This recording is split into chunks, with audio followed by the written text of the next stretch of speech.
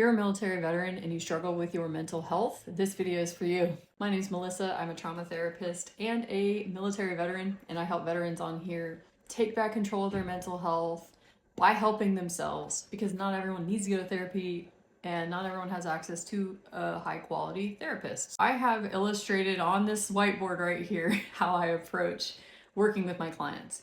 Every single client is different, but there is a structure on how you can approach each person, and it's universal with every single person.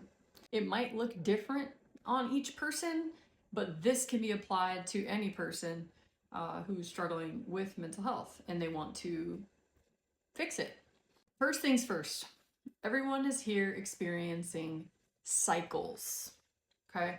Rather than diagnosing people with all these types of disorders and shit, I like to view everyone as experiencing cycles, and everyone is experiencing unique cycles to them based on what they are here to experience and what they're here to learn. What is a cycle? It's when you look back at your life and you're like, damn, how did this happen again? How did I end up here again? How do I always attract this type of person? Why do I always end up with this kind of job? Why do people always treat me this way? That's a cycle. So it's very predictable and you can track it. If you have strong pattern recognition, which a lot of veterans do, you're going to be great at this. That's the first step. You have to recognize what your cycles are. And we tend to not pay attention to the positive cycles. We tend to put all our energy and focus on the negative ones. And they also tend to blindside us, even though they're so predictable. As you go through certain cycles, so let's say that one of your cycles is you attract crazy bitches, okay? That could be one of your cycles. It's like, I don't know how I always just get the crazy ones, whatever. So what this would look like is it starts at one point, and then maybe a couple years later you get into a relationship and it turns out she's crazy. All right, so then a couple years pass, you stay single and you're like, I'm not dating, that was a horrible breakup. And then eventually you decide to date again and it goes really well in the beginning. She's awesome. You guys get along and you have a lot in common. But then all of a sudden, she kind of looks the same as the other girl. She's bringing up issues that you didn't feel were a problem, or she's just like blindsiding you with information that you didn't know about. Maybe she cheats on you, whatever. Again and again and again throughout your life. And maybe it only happens 3 times. Maybe it happens 10 times in your life. But each time you go through this cycle, you're going to learn more about yourself each time. And this is how people get in, say, like abusive relationships over and over again. This is how it takes people a really long time to actually change when they say they want to change. They're going through these cycles. And when people try to intervene and fix things for them, then they can't actually get to the final lesson learned and climb the ladder of conscious awareness. Each time you go through a loop, you learn more about yourself, you learn more about the world around you, and you're slowly climbing the ladder. You're not going to be on ground level anymore where everything's just happening to you. You're going to start like being able to see it, predict it, recognize red flags. You're going to be able to like kind of zoom out a little bit.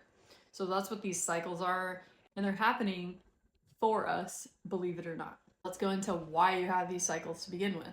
The way that a cycle even begins is there's a trigger that starts it.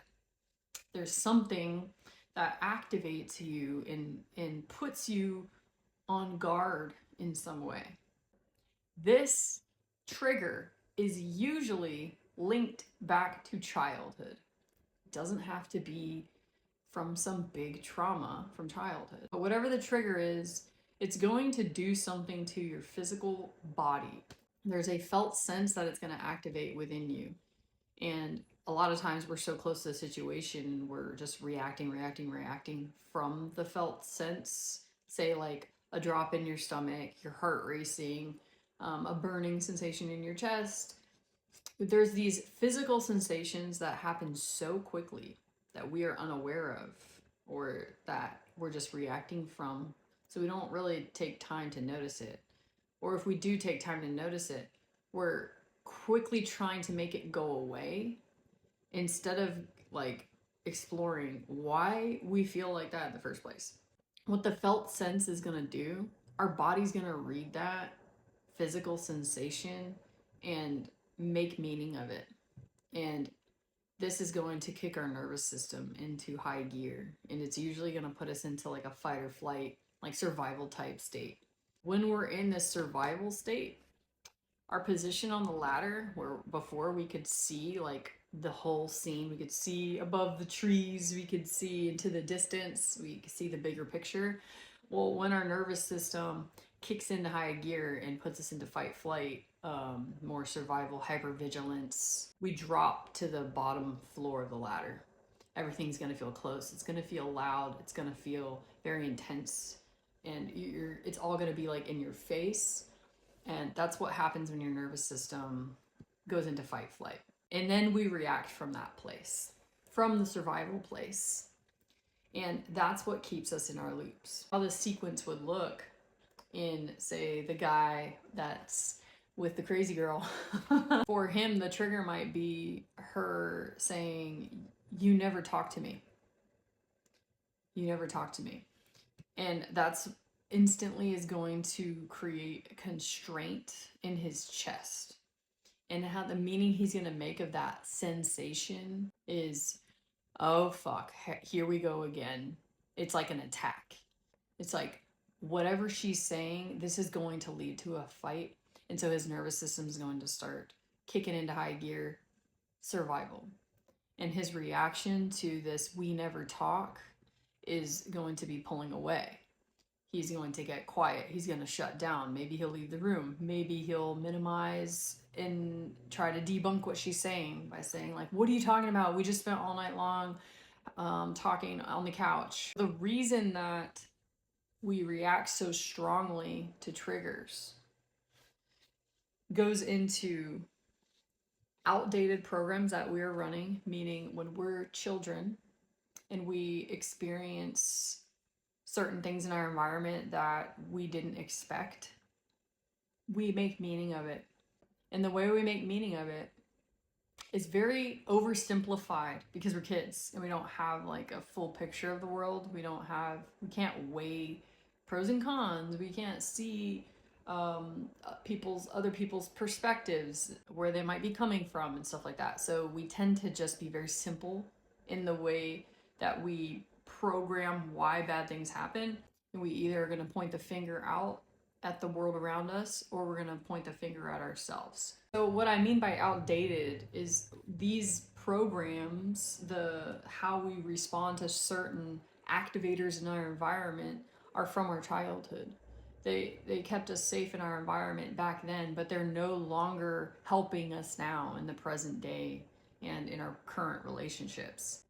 Because it's really not helpful for this guy to shut down when she brings up like, "You never talk to me." That's actually just going to compound the problem. And you can see that actually kind of confirms what her problem that she's bringing up is. It's like, well, I'm bringing up how I feel, and you literally pulled away and stopped talking to me. Or you try to minimize it and make it sound like what I have to say doesn't matter. And that's not his intentions, but that's what ends up happening. It's a self-sabotage cycle where the way that he protects himself from feeling attacked ends up creating the situation he's trying to avoid.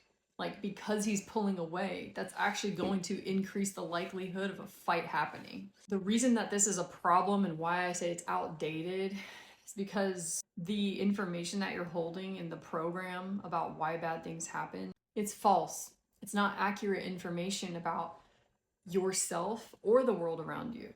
It's oversimplified. It's not fully complete in the way that you view yourself. It's either completely false or it's missing pieces. This refers to who you think you are. So like, I am worthless. I am a failure. I am unlovable. I am all the negative things you can think of.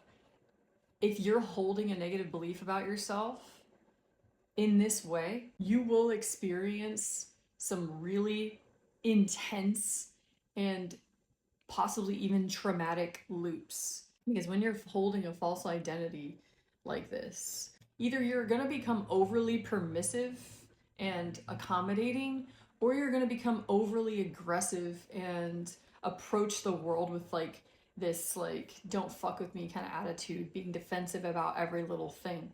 And either way, on either end of the spectrum, it's not balanced. And you're going to be responding to any given situation in an extreme way, whether you're going to be on the shutdown side or the attack side. What the hell do you do about this? What the solutions are, how you help yourself? Well, first you got to become aware. Awareness is the number one thing that will kind of set you free and give you that sense of control that you're really looking for.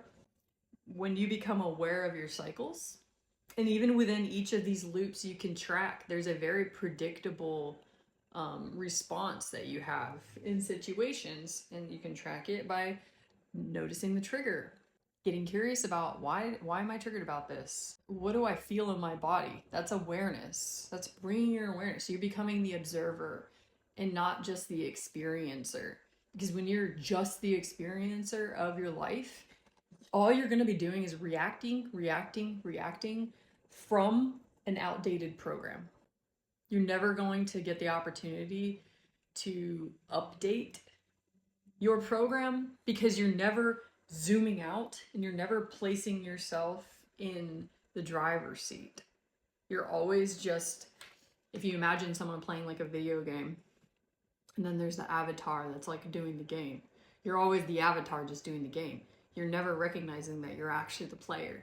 So that's where the awareness comes in, and zooming out. After that, you can start rewiring and updating your system, updating these outdated programs, these false identity codes or programs that you're running. You can do this through subconscious work. You can do this through somatic work, by releasing old tensions and old emotions that you're holding.